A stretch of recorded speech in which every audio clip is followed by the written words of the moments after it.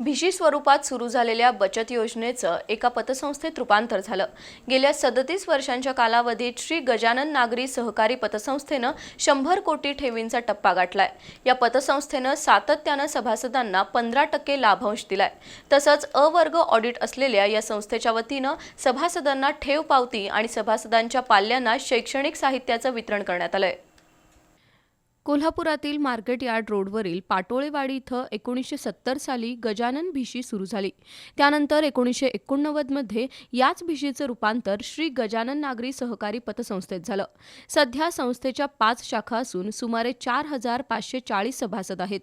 गजानन पतसंस्थेनं 100 कोटी ठेवींचा टप्पा गाठलाय। आजवर या संस्थेनं 600 बचत गटातील महिलांना 3.5 कोटी रुपयांचा पतपुरवठा केलाय। सध्या जगभरात अस्थिर वातावरण आहे।